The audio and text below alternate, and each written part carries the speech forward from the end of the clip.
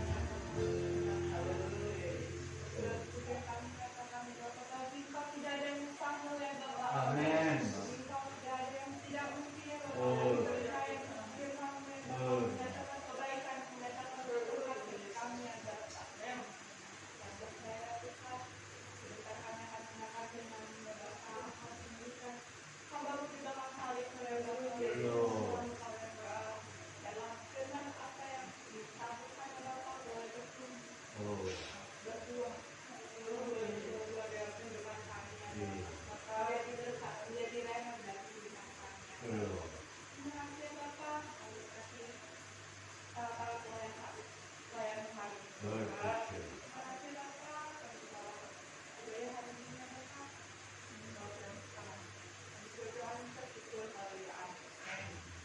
Silakan duduk. Shalom. Kalau puji nama Tuhan, kita boleh kembali bersama-sama belajar, dan saya juga secara pribadi masih akan belajar. Saudara, biarlah firman Allah pada saat ini membuat kita menjadi semakin dewasa. Saudara, sekali peristiwa meskipun sudah lama, puluhan tahun sudah lewat. Ya, waktu pada saat kerusuhan, sebelum kerusuhan itu terjadi, kami sedang memperbaiki dinding, kami pasang batu di gereja. Lalu tiba-tiba di sebelah, ini orang memang juara, rupanya jagoan. Itu bukan jagoan zaman now, jagoan zaman old. Kenapa? Kalau keluar selalu bawa-bawa. Tapi disuruh ke perepetan jam 11 malam nggak berani. Saya balikin dengan diri saya, tengah malam jam 2 saya masih berani. Kali peristiwa saya pasang batu, lalu ada jemaat kami ada di situ yang disediakan kopi apa. Tiba-tiba dia keluar, ya bawa-bawa ke dalam gereja. Dia bilang, oh gini. Bilang, kok dia sudah dewasa, engkau udah punya anak besar, engkau lihat, engkau punya rumah, saya punya organ, saya nggak mungkin. Kalau hujan di depan ada setrum, saya juga nggak mungkin. Jadi gini, saya berani bangun sedikit. Lalu dia merasa sampai dia pindah, nggak pernah lagi bertemu dengan saya. Seperti dia dewasa, saya orang nggak pernah mau kata. Tapi selalu ngomong nyakitin. Nah, saudara, bagaimana dalam kehidupan kita?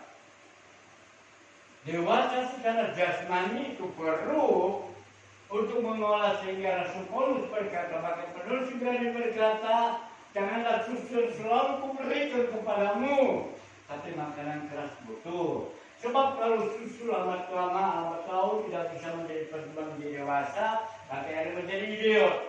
Bagaimana di dalam segala setiap pelayanan, bagaimana dalam segala setiap kehidupan orang-orang yang percaya, kalau setiap pribadi lepas pribadi mereka menjadi idiot sebab banyak makanan lunak yang selalu diberikan. Tetapi saya yakin percaya sidang jemaat Tuhan yang depan dimakan sidang jemaat yang mendengar, tentu mereka yang menjadi dewasa sehingga bisa menjadi berkat, tidak memberatkan sidang jemaat, tidak membebankan sidang jemaat, tapi bisa bertumbuh dengan benar, saling bergandengan tangan, seperti dikatakan, dengan satu hati, dengan satu kasih, kita saling bergandengan untuk senantiasa memuliakan nama Tuhan, menjadi berkat. Baik, kita akan buka kitab kita yang terdapat dalam Efesus pasal yang keempat. Saudara, memang seringkali firman Tuhan ini selalu berbicara, maka saya rasa itu orang belum lama, tapi kembali kita diingatkan dalam Efesus pasal yang keempat, ayat yang ke-13, kita mau sama-sama membaca, kita mau sama-sama bangkit berdiri. Efesus pasal yang keempat, ayat yang ke-13. Kalau sudah dapat, mari kita akan membaca bersama-sama. Efesus pasal yang keempat, ayat 13. Terdapat 3, 2, 1. Sampai kita semua telah mencapai kesatuan iman dan pengetahuan yang benar tentang anak Allah, kedewasaan penuh dan tingkat pertumbuhan yang sesuai dengan kepenuhan Kristus. Sekali lagi, sampai kita semua telah mencapai kesatuan iman dan pengetahuan yang benar tentang anak Allah, kedewasaan penuh dan tingkat pertumbuhan yang sesuai dengan kepenuhan Kristus. Terima kasih, silakan duduk. Saudara, kalau kita melihat dewasa tentang pengetahuan yang benar tentang anak Allah, pengetahuan yang benar-benar menggantungkan kehidupan kepada Allah, kita melihat salah satu contoh. Waktu Yehuda diserang, maka biasanya raja-raja akan membawa tawanan-tawanan yang gagah perkasa. untuk ditempatkan menjadi panglima, tentara, untuk membela negara dia dalam kerajaan itu. Tetapi ada juga wanita-wanita cantik yang ambil untuk menjadi pelayan-pelayan di tukang masaknya. Sebab namanya kerajaan tentu menginginkan wanita-wanita cantik mereka juga menjadi suatu kebanggaan. Apabila undangan kerajaan datang, diundangnya, maka raja ini boleh berbangga. Dan setelah peristiwa waktu raja ini mulai memenangkan peperangan di Yehuda, maka dibawa beberapa orang yang gagah. Tapi di antara mereka terpilihlah 4 orang yang gagah perkasa. Daniel, itu adalah nama asli, yang berarti bahwa Allah itu adalah hakimku. Sadra, Mesa, dan Abednego, dia adalah nama yang diberikan oleh raja. Nama asli adalah Hananya. Saya lupa, itu ada 3 nama, tapi yang saya kenal, di mana nama-nama itu dihilangkan sehingga diganti nama menjadi Sadra, Mesa, dan Abednego. Yang bersatu berarti yaitu taat kepada hukum, yang satu adalah juru tulis daripada kerajaan, daripada juru tulis daripada dewannya, dan satu lagi yaitu pengikut yang berani mengorbankan dirinya. Dan itulah Sadra, Mesa, dan Abednego artinya. Lalu keempat orang ini mulai dipisahkan, dan raja berpesan kepada Arpenas, silakan sisihkan 4 orang ini, beri dia makan yang enak, dan biarlah mereka boleh tampil tegak, dan dia akan diangkat menjadi perwira tinggi di tempat ini. Luar biasa. Tetapi Daniel, Sadra, Mesa, dan Abednego, waktu dia sudah boleh diasingkan, dia dirambut tiap hari, dia dipolesin. Wah, supaya badannya barangkali lebih kinclong, lebih tegak. Dan tentu saja melakukan latihan-latihan. Lalu waktu disediakan makanan daripada perjamuan raja, berikan itu pada saya.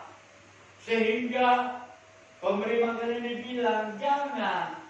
Kalau Tuhan menolak, nanti kalau Tuhan kedapatan sakit, kedapatan kurang sehat, kedapatan lagi kurang bertenaga, saya taruhannya. Saya bisa dipecat. Kata Daniel, ya kalau itu bikinlah pencobaan buat kami 10 hari.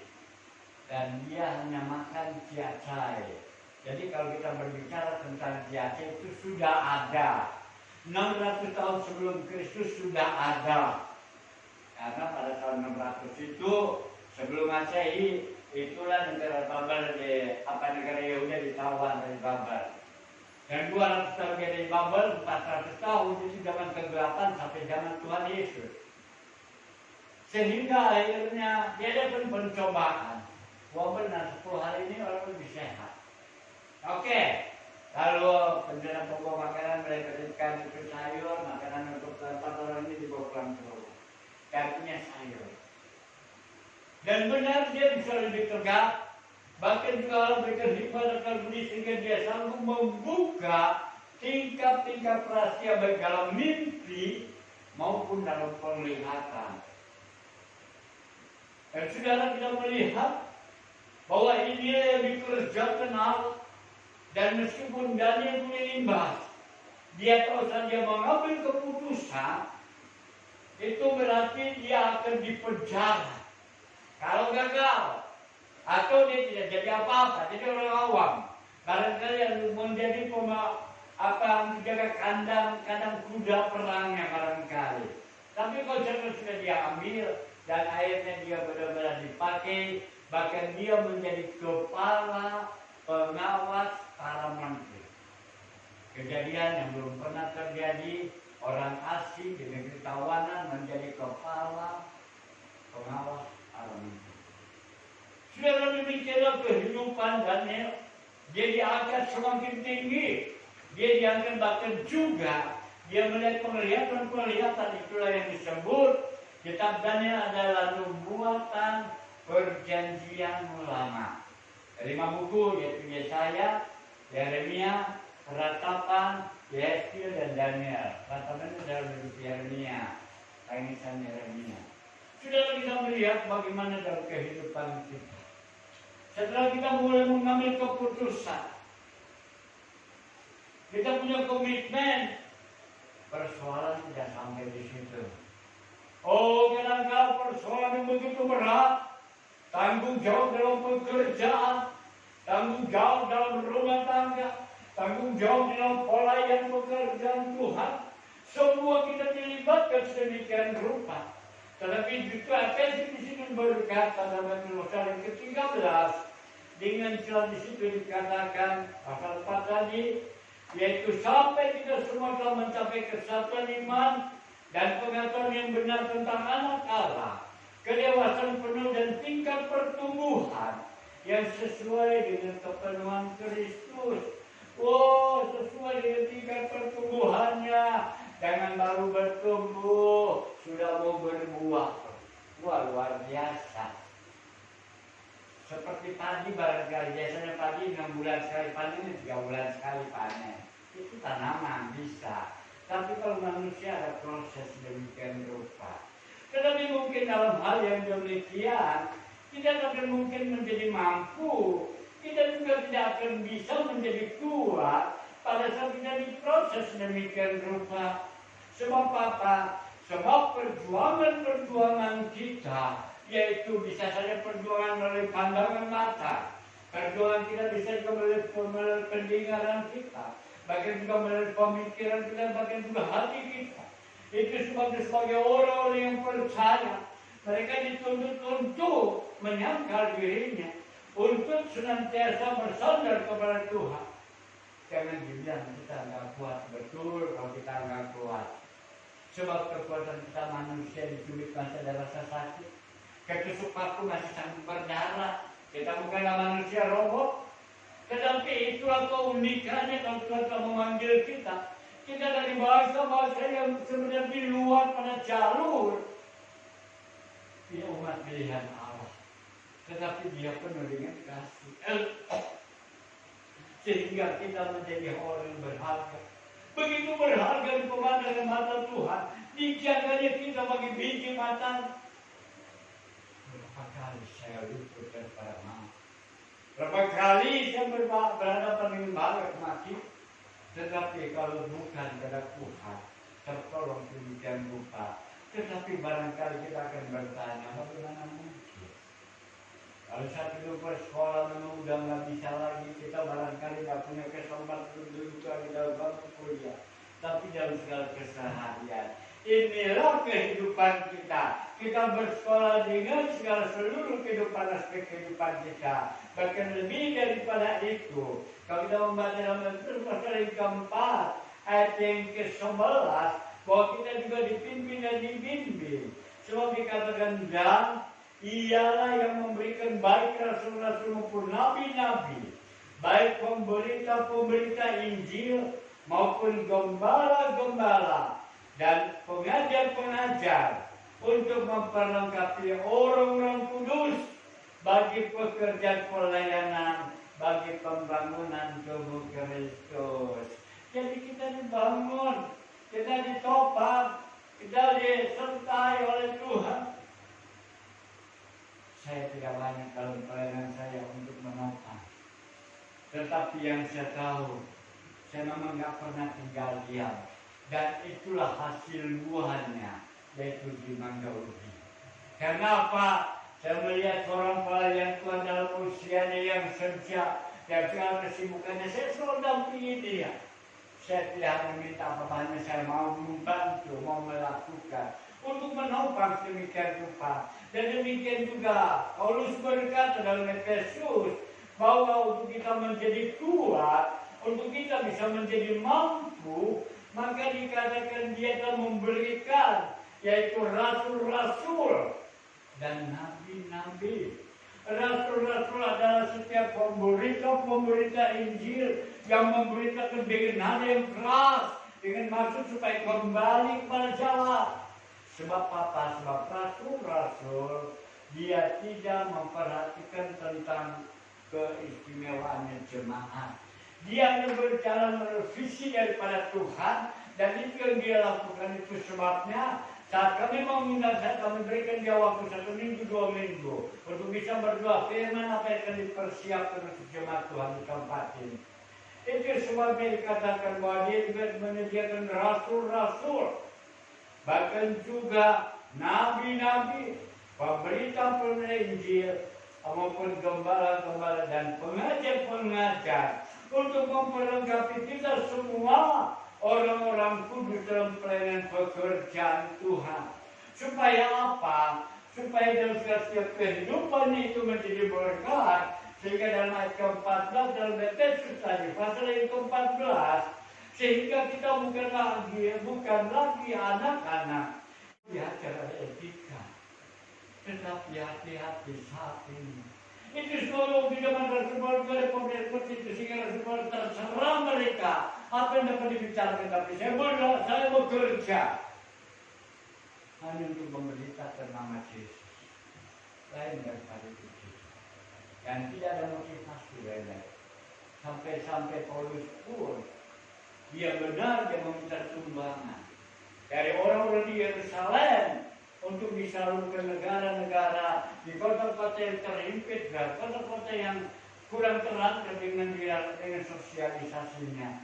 Tetapi dia tidak mengambil keuntungan dan dia tetap bekerja sebagai penyama proyek.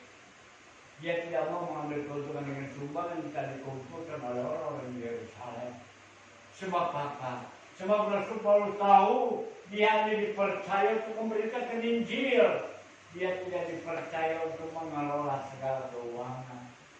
Dan demikian juga dalam ayat ke-14 itu dikatakan kita bukan lagi anak-anak yang diombang-ambingkan oleh rupa-rupa angin pengajaran, oleh permainan palsu manusia dalam kelicikan mereka yang mendesakkan. Mereka memberitakan atas nama firman Allah benar. Kita sudah boleh dipertetapkan, kita boleh diperteguhkan bagi kita boleh tertanam. Di mana kita telah mengambil keputusan. Maka ke-15 berkata, tetapi dengan teguh berpegang kepada kebenaran dalam kasih kita bertumbuh dalam segala hal ke arah Dia Kristus yang ada kepala. Kita boleh bertumbuh dalam segala hal di mana Tuhan memakai kita dalam kehidupan kita. Apakah kita bisa menjadi tangan, menjadi saluran berkat, memberkati? Bisa, kita bisa menjadi saluran tangan, bisa memberkati, karena Tuhan memberkati kita, disalurkan kembali berkat itu. Ada banyak kesaksian yang mereka menjadi berkat dan mereka adalah pengusaha yang sampai saat ini masih tetap eksis. Yaitu mobil Ford, Samuel Goldgate. Yang Samuel Goldgate kalau dulu pemasarannya inilah cara yang sekarang tadi sudah umum. Itulah yang saya tahu. Dia hanya ambil 10% dari keuntungan, 90% untuk dia salurkan kota dan organisasi, dan di sana boleh disalurkan. Dan mungkin kita tidak bisa menjadi tamu. Atau kita bisa menjadi kaki, di mana kita bisa kepada kebenaran dalam kasih kita bertumbuh dalam segala hal, karena Dia Kristus yang adalah kepala. Dan 16, dan daripada nyala seluruh tubuh yang rapi tersusun dan diikat menjadi satu oleh pelayanan semua bagiannya, supaya sesuai dengan kadar pekerjaan tiap-tiap anggota menerima pertumbuhannya dan membangun dirinya dalam kasih yang dewasa imannya. Dan itu sebabnya kita sebagai anggota Persekutuan Gereja Betel Injil sepenuh selalu kita membuka pelayanan lebar-lebar. Siapa yang berminat mau melayani di kota, yang melayani di mana kami izinkan. Tetapi sayang belum barangkali belum sudah terrealisasi. Sebab apa? Sebab kita boleh saling bekerja sama, kita saling bergandengan tangan, melakukan pekerjaan Tuhan. Sebab dalam pelayanan pekerjaan Tuhan, yang Tuhan inginkan adalah komitmennya, yang Tuhan inginkan adalah kesungguhannya. bukan hanya karena surat baptisannya, lalu saya ditegur dari Tuhan, selamat jalan Tuhan. Sebab saya terima, oh sebenarnya itu bukan surat berharap. Merasa ke dalam pergumulannya, ini yang Tuhan inginkan. Sebagaimana juga dalam anggaran dasar, anggaran rumah tangga.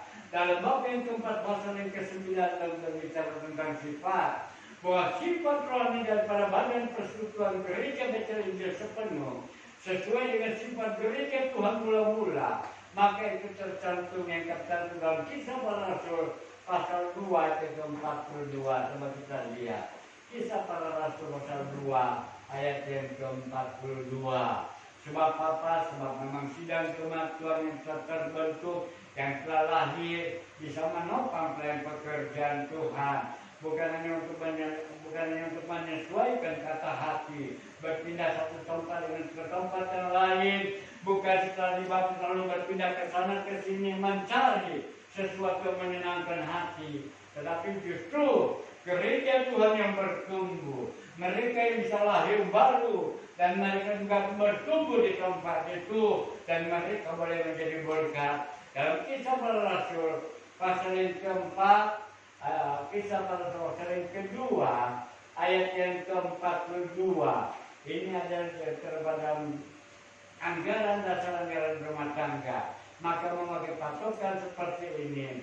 Oh, dia itu berkata, mereka berdoa, ayat mulai 41, orang-orang yang menerima perkataan itu memberi diri dibaptis, dan pada hari itu jumlah mereka bertambah kira-kira 3.000 jiwa. Mereka bertekun dalam pengajaran rasul-rasul. Mereka bertekun dalam pengajaran rasul-rasul, yaitu belajar bertekun apa yang diinginkan oleh Tuhan, melakukan apa yang dikehendaki oleh Tuhan, melalui para rasul yang diurapi oleh Tuhan, melalui para pemberita Injil, apa yang Tuhan ingin kerjakan dalam kehidupan kita.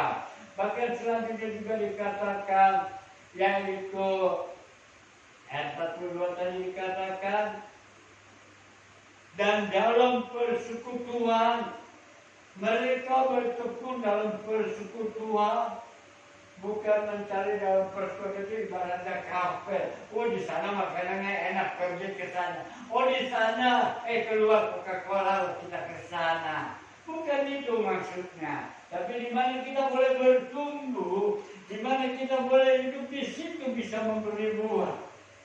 Sehingga jemaat menerima, sehingga pekerjaan Tuhan terdengar oleh sekian orang, oleh banyak orang. Barangkali suatu hal yang begitu menyesakan, tapi itu adalah proses dalam kehidupan kita. Tapi mereka juga di antara begitu banyak, mereka juga bertekun di dalam pengajaran Rasul dan dalam persekutuan, dan mereka selalu berkumpul untuk memecahkan roti itu masuk ke dalam perjamuan kudus.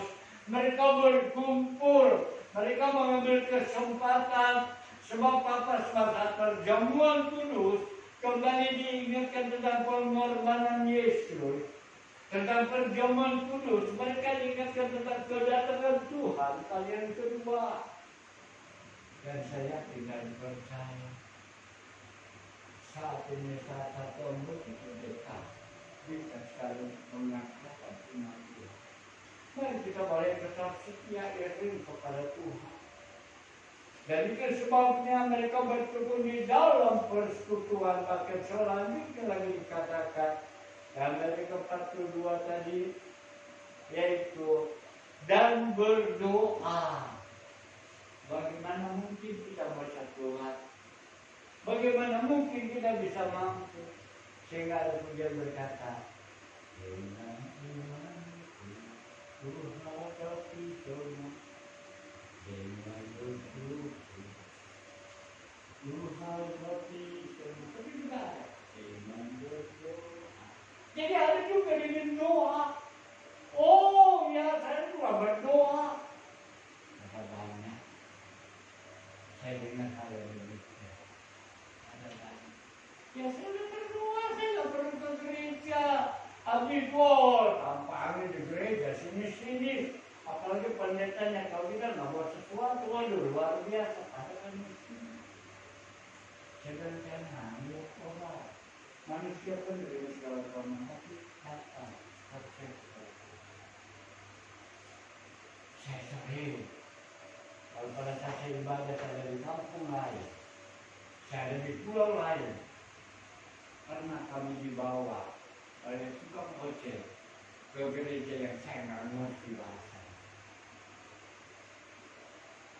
Tetapi saya bisa ikut nyanyi lagunya. Saya dengar punya firman Tuhan, saya dia sebut nama, saya sudah bisa tahunya, saya bisa buka. Karena pada saat itu saya masuk ke dalam gereja bahasa kecil, tapi saya menikmati. Saya nggak orang yang ulang dia fanatis, tapi muka-muka saya muka pasaran. Kenapa sebut muka pasaran? Saya disangka orang di sana. Waktu itu saya di Bangka, teman saya bilang pada temannya, kalau bungkuskan bungkus 5 kilo, besok belum mau bawa. Sampai orang itu bilang, kamu keluar mana? Coba orang bilang, masa? Sesekali dari pasar itu mungkin saya, tapi yang kedua saya. Bisa saya juga orang muka pasar. Jadi waktu saya mulai datang ke tempat ini barangkali bingung kan sama saya nyanyi buat Tuhan. Saya menggabungkan dia, saya berdoa kepada Tuhan. Dan itu semua sebagai orang dewasa yang punya kedewasan yang penuh. Maka di situ berarti dia juga bersekutu di dalam doa. Amin. Wah sibuk memang aduh, itu saya tahu itu dalam pengajaran Rasul-Rasul. Apapun segala situasi, baik atau tidak baik situasinya, tetap kita bersuatu dalam proses kehidupan kita. Yang kedua, dalam persekutuan barangkali ada sesuatu yang menyenangkan, memohon kepada Tuhan. Kalau di dalam pemerintahan doa dan persekutuan dahulu, suatu mahir daripada dosa ini, kita coba ingat kita, jangan punya pandangan. Kalau kau sudah tidak nyaman, pindah dari tempat itu. Kalau kau merasa tidak jalan, pindah. Dan itu sering. Dalam plan saya pun demikian. Berpindah dari organisasi satu ke organisasi lain. Ada banyak tawaran seperti itu. Tapi masih bagaimanapun juga, saya merasa saya dilahirkan di tempat itu. Saya patuh selalu bertahan. Sebab yang bertahan itu bisa bertahan. Meskipun banyak orang tidak kelihatan. Kita melihat dalam pada pesannya Rasul Paulus kepada sidang jemaat yang ada di Kolose, kepada seluruh sidang jemaat Kolose, pasal yang keempat, ayat yang ke-12, saya akan bacakan untuk saudara. Kolose pasal 4, ayat yang ke-12. Salam dari Epafras kepada kamu, dia seorang dari antaramu, hamba Kristus Yesus yang selalu bergumul dalam doanya untuk kamu, supaya kamu berdiri teguh sebagai orang-orang yang dewasa dan yang berkeyakinan penuh dengan segala hal yang dikehendaki Allah. Luar biasa.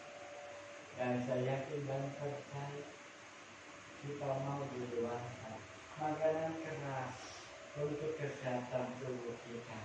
Demikian juga firman Tuhan yang keras untuk membuat kita